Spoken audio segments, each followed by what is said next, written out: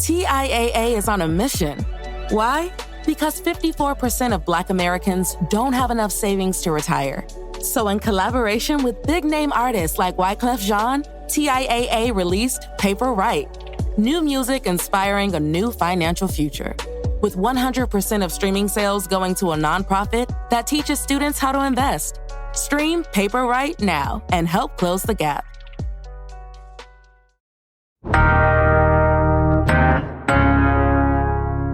The number of unhoused individuals in Texas is on the rise. But why? Plus, will we see a boom in TV and movie productions around Texas? And it's time you met the Galveston Ghost Wolf. Hey, Houston newsletter editor Brooke Lewis joins me to start the week by recapping some important stories. It's Tuesday, January 16th, 2024. I'm Raheel Ramzanali, and here's what Houston's talking about. Hey, Brooke, welcome back. New year. You're finally on with us. We managed to work out our schedules, and the superstar newsletter editor / writer for Hey Houston is on with us. Hi, Brooke. Hey, how's it going? I'm so excited to be back and chatting with you. I know, same here. Are you staying warm? I mean, this weather is nuts. I mean, the freezing, it's cold out there. I don't like this at all. I know. I already hate January, which we'll talk about later, but it's just making me hate it even more, honestly. Yeah, like ever since last week when they started predicting this cold front that's coming in, it wasn't bad the last part of last week, or it was like in the 70s, but I just started feeling cold. Yeah. Just in anticipation of this. I know. And what's so funny, I think we're similar in the fact that I would much rather be sweating hot than cold. Like, give me 105-degree weather. I'm fine with it. I mean, Last summer was pretty brutal, but still, I would much rather have hot days than cold days. I am with you. And it's just one of the weird things about me, though. I hate this cold weather. But as I've talked about on the January guide, I love cryo chambers. I love ice baths. So it makes no sense. I know. Like, I can tolerate the cold for 3 minutes. But if you just put that nasty weather outside and it's gray and the precipitation, I'm good. Hard pass for me. Yes, same. We're on the same page. Okay, good. Well, for those of you who are listening and want to warm up to some good stories here, we got you covered. So let's start off with our biggest story. What do you have for us, Brooke?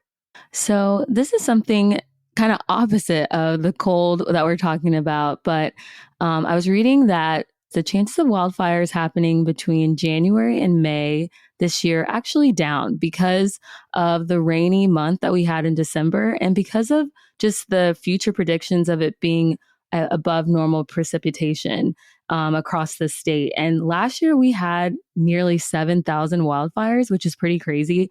And I also don't think people realize that between January and May, that's when the majority of our large, high impact wildfires happen in Texas. So it is pretty, I think, comforting to know that the chances of wildfires happening during this time are down. But we still don't know what's to come for the summer. So I guess keep our fingers crossed because that's when we have a lot of droughts across the state.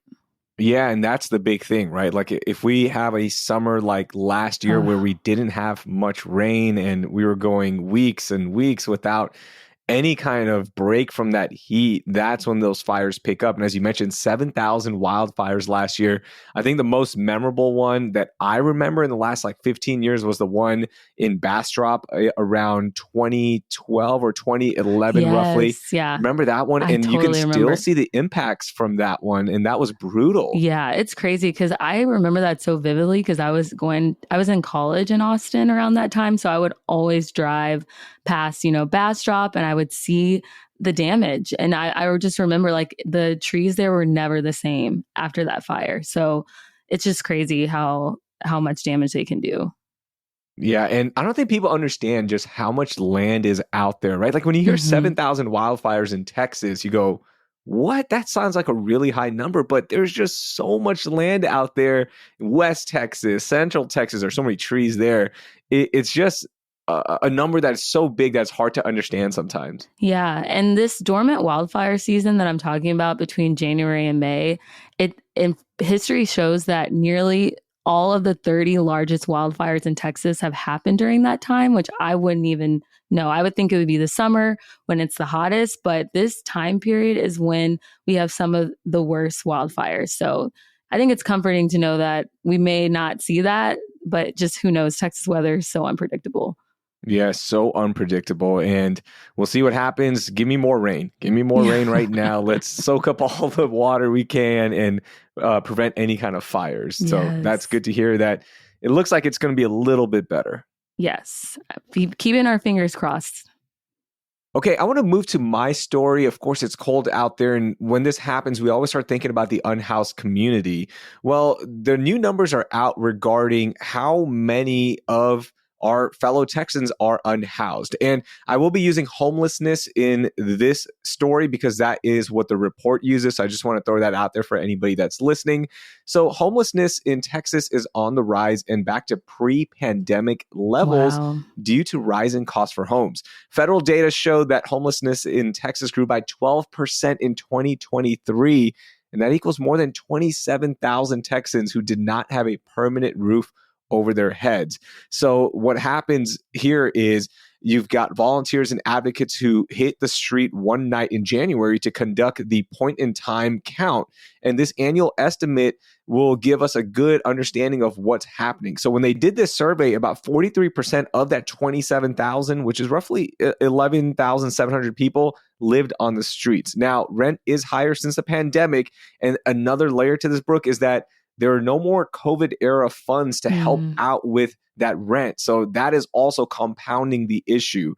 Now, this is crazy, and it's just heartbreaking to hear that many Texans are unhoused right now.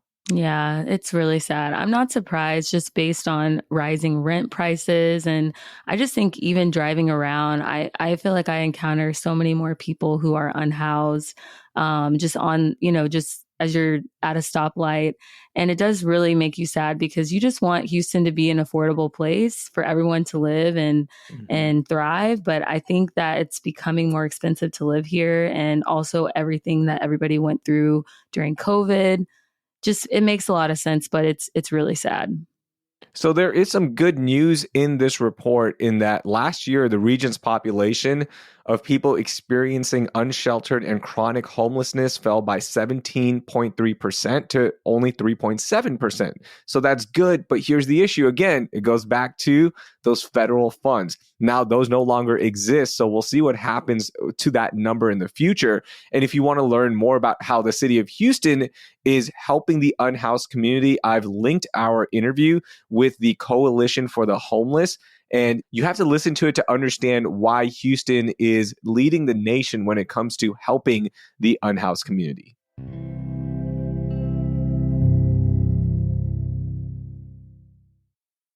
Brooke, let's get to some rapid fire stories. I'm so excited to hear your thoughts on this one particularly because I know you love movies. I know you love TV. So last year, state lawmakers passed a huge $200 million incentive budget to bring more movies and TV show productions here to Texas. Now, some estimates are saying that this $200 million investment could bring in over $1 billion in productions.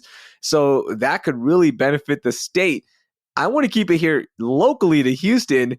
Which show or movie do you want to see produced in Houston from this awesome incentive? Oh, man, that's such a hard question because, I'm a huge TV person. I would love to see, and this has been floated before, I think by the actor who's in the show Insecure with Issa Rae. He's from Houston, Nathan. But I would love to see a Houston version of Insecure because that show was so popular. It followed a group of 20-somethings that lived in California. And I could definitely see a Houston show following a group of young people in Houston, people of color. This show was definitely a predominantly Black cast, but I could see it being a more diverse cast about Houston, what it's like there, but then just like the ups and downs of just growing up. So I would love to see an Insecure version, but in Houston. That would be cool. I want to see, obviously, season 2 of Mo, right? Yes. I don't know if they're already filming it or not, so I'm not sure. I'm sure they are working on it. Season 2 of Mo would be great. That was shot here around the Houston area, which was fun. Here's a wild card, okay? This will make no sense to anybody, but follow me, okay? obviously the show Atlanta is filmed in Atlanta with Donald Glover. It's a wonderful show. It is so creative. He also shot Swarm, which is a show based on the Beehive with Beyonce. And I don't know if it was shot in Houston or parts of it were, but since he has some experience, and I love Donald Glover, he's one of my favorites all time, whether music, acting, production, can we get Atlanta rebooted to Houston and just call it H-Town? Oh, that's already a winner there. We need to just, hopefully he's listening right now, like just sign it, because I would love to see that. I loved Atlanta. You're reminding me that I need to finish the last season because I never finished it, but I love that show. So I could definitely see it being as popular. I think there just needs to be more TV about Houston, because Mo was, it already shined a light, but there can be other TV shows. Even a similar show I've been watching is The Bear, that's getting a lot of attention. I think there could definitely be a show about Houston's restaurant scene and what that's like, because I know that our restaurant scene is probably just as crazy as The Bear. So it would be cool. I'm telling you, why can't we get a critically acclaimed chef to move back to the city of Houston to take over his mom and pop Tex-Mex restaurant? Exactly. Right? Come on, and let's get it. It's probably already happened. It's probably happening right now as we speak. So that's really cool to hear that there is this incentive out there. Hopefully we see more productions, because that might mean more work for us. We could do some walk-on acting. Why not? We can be background actors. Yes. Okay, second story. And I actually got this from Hey Houston. You put this story in the newsletter last week, and I love this because Galveston might have a new mascot, the Ghost Wolf. This wolf is a crossbreed between the red wolf, which at one point was declared extinct, and a coyote. Now, there's about 50 of these ghost wolves living on the island. So one, is that the coolest name ever? And two, what would you do if you saw a ghost wolf? I don't even know. I just think Galveston needs to lean into this, because it's already, Galveston's already kind of a quirky place, and just the ghost wolf, the fact that it's even being seen in Galveston right now, of all places, not Houston, just speaks for Galveston in itself and its quirkiness. So they need to lean into it. I personally don't know what I would do if I saw a ghost wolf. Probably run, because anything with a coyote and wolf mixture just gives me the creeps. So I think I just wouldn't stick around long enough to really encounter it. Brooke, hear me out here, okay? Is it time we start a minor league baseball team and name them the Galveston Ghost Wolves? It kind of rolls off your tongue, doesn't it? Yeah. It kind of just, it's really smooth. That's really weird that it's that smooth, but it is pretty smooth. The alliteration is there, okay? Now we just got to make some money off of the Ghost Wolf. That is so cool of a story, that this red wolf DNA is back, right? Because of the Ghost Wolf. So that's something we'll watch out for as well. Okay, Brooke, you got to tell me about this new wine bar that you are so hyped on. It's called the Library Wine Bar. Explain this to me, please. Yes, it has all of my favorite things. So there's a new spot in Spring Branch where you can read a book, get a glass of wine, and just hang out. And how cool does that sound for people who love books and for people who love wine? It just opened last year, and it's already just getting a lot of attention, I think, because there really isn't a spot like this in Houston. When you go there, you can look through nearly 2,000 books about wine, so you can learn more about wine. And they also have a lot of vintage wines. So you'll find older library wines dating back to the 1960s.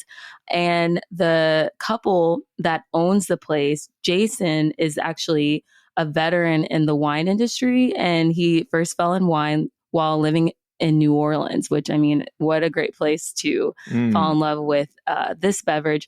And he and his wife have lived in Spring Branch since 2012, and they live really close to the restaurant. So I think they just wanted to bring something new to their neighborhood.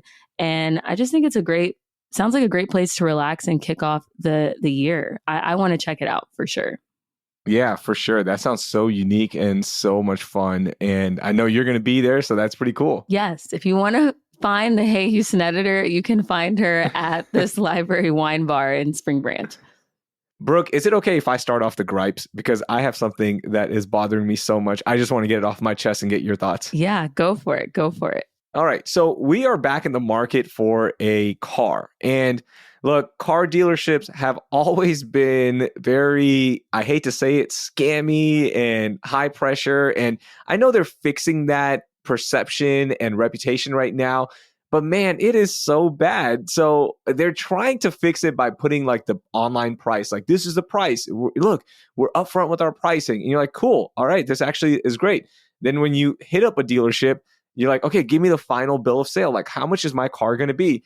And then you see thousands of useless fees added to your car for no reason, like beyond the tax, title, and license. Okay. There's just like random dealership fees. It's always been the case, but it seems like it's gotten so bad. And I know there are federal movements right now to get rid of scam fees and all that.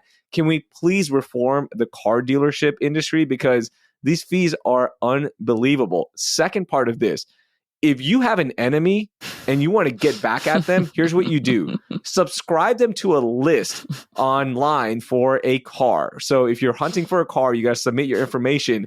And for the next 6 years, you will be getting calls from car dealerships about a car. So go ahead and do that as well. And your phone will never stop ringing. So that's my second piece of gripe here. It is so frustrating. I just want to buy a car, move on, and that's it. I don't want to be on the list. I don't want to get hit with scam fees. Can we just move on? Give me my car and let's go. Oh, man. It's already such a stressful process, but it sounds like it's 10 times more stressful in the current times. And I'm in the market for a car soon, but you're making me want to hold off on that. So I'm like, let me just milk my car for a while and get a new car, maybe after all these fees and scams die down. Yeah, I thought it would be a buyer's market right now, and it kind of is. Cars are still kind of priced high because the interest rates are so high, right? So I thought like car dealerships would be like, please come buy a car from us. We need the business right now because interest rates are so high. No, it's still the same. Good luck. Like it is so frustrating dealing with them sometimes. And I get it. People need to make money. I'm not against that. Make your money on the markup. Stop making it up on these scammy fees, okay? Don't add this like pro care package that I don't want for $900. Stop it. Just give me the car. Okay. I'm done. Look, Raheel gave everybody a way to get back at their enemies. So if anything from that gripe, you now have a perfect way to get back at somebody. All right. What do you got? Any gripes that you want to get off your chest? Okay. So I hinted to this earlier. It's just January. I am out of any month in the year, it always just is the one that I can't get into. I can't get into the January vibe. I can't get into the cold weather. The holidays are over, so it's already like a blah month. You don't really have any big plans in January. I will say it's my dad's birthday, so that's one thing, but he loves it for that reason. But for me, I'm like, there's nothing really fun to look forward to, like big in Houston until the rodeo. And so we have a while before that. And so it just feels like it's a slog day after day. So to all my January haters, I hope you can relate. Hey, I'm gonna throw February in there too. Okay, that's true. My wedding anniversary is in February, and I love that day. It's great, but you're right. There is nothing to look forward to. No, that's where it falls off, right? Like once the rodeo starts, then you can start. You've got spring break. You've got festivals around the town where we're coming back to life, which is great. But yeah, the next like 6 to 8 weeks, it's gonna be hard. Yeah, we just gotta make it through one day at a time.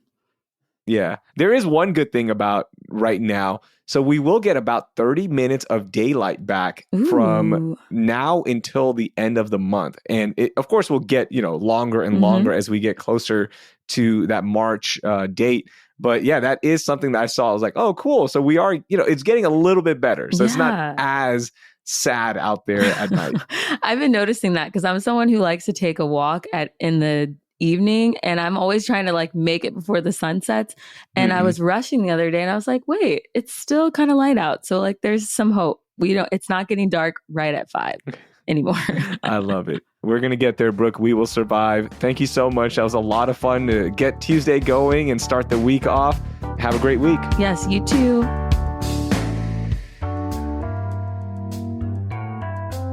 That was Brooke Lewis. Make sure you subscribe to Hey Houston with the info in our show notes or go to houston.citycast.fm. And if you're already subscribed, send it to 5 friends so they can also become Houston experts.